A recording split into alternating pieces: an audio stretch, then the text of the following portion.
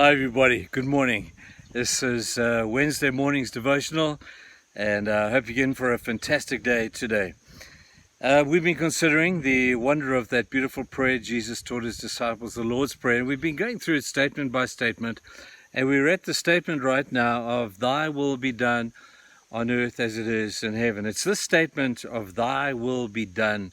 It's a statement of deep submission.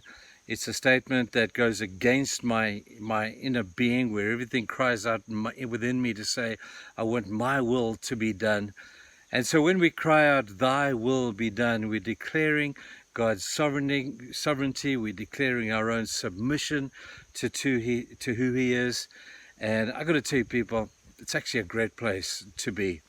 Now, we said yesterday that there are different tones of voice that you can say thy will be done with. The first tone of voice was the one of bitter resentment, where we shake our fist in the face of God and we say, oh, well, thy will be done. You're bigger than me. And it's kind of like an indicative of a lack of knowledge of who God is.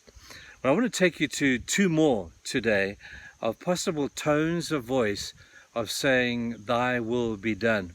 The first one for today is the tone of passive resignation. Well, God, I knew it wasn't going to work. I prayed, but, okay, well, I just got to get on with life and suck it up and just do the stuff I need to do. And I wasn't sure whether you were going to come through for me anyway, but at least I prayed. And it's that place of passive, lie-back, resignation that we have now. In Acts chapter 12 is an intriguing story that illustrates this amazingly. Peter, Jesus' good friend, had been put in prison, and all the Christians of the time in that first century church did what they did best. They got together and they prayed for Peter's release. In the midst of this, late at night, they were praying for Peter's release when there's a knock on the door at the house. And a young lady by the name of Rhoda goes down to the door, looks through the keyhole, and says, good night, it's Peter standing inside.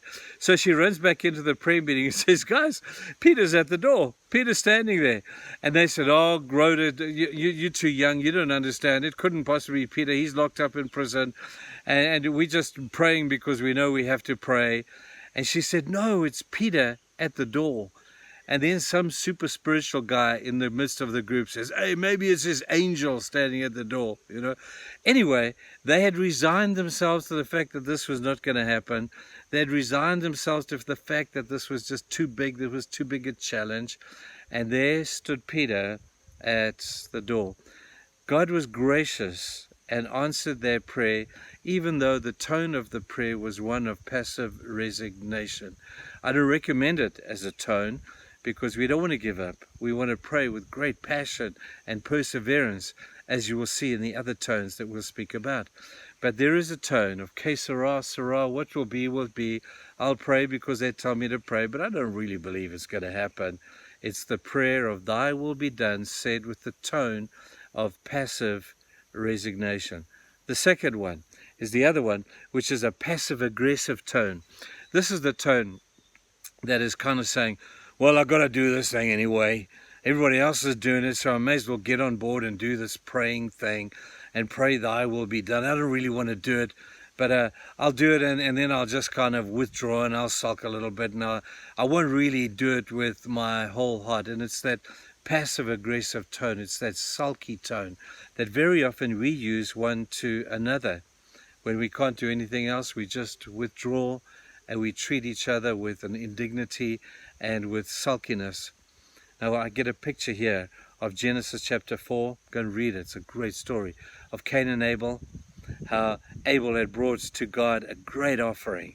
Brought him a first fruit of the lamb of his flock. It was a perfect lamb. He had taken trouble over this lamb. And he had looked for the perfect lamb. He didn't give God some half-baked lamb that was sick anyway. Gave him a perfect lamb. And God smiled at Abel's offering and said, Abel, you done good, man. That was a great offering. I know that I'm number one in your life when you produce an offering like that. Anyway, Cain is sitting over there and he sees the response of God to Abel's offering. But he thinks to himself, man, why would he want to give the best?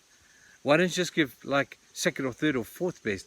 God won't really, as long as something's happening, as long as you give God something, And God saw the passive-aggressive tone with which he gave his offering.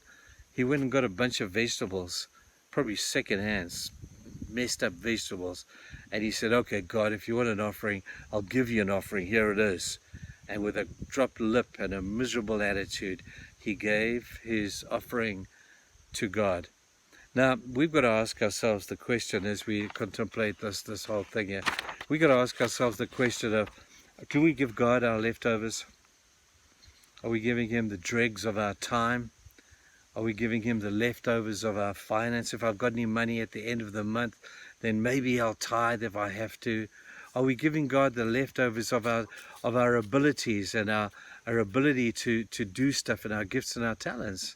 Because if we do, and we do it begrudgingly, we're using the tone of the passive-aggressive one that says, okay, God, I've got to do this. Everybody's watching, so I better make some kind of a show. I'll give you the leftovers. It's a good question. I have to ask myself that question as well today. How much of this am I giving to God? Do I give with a whole heart, or am I giving with a sense of holding back? Because that's the passive-aggressive model. Think about it, people. Have a great day. Cheers.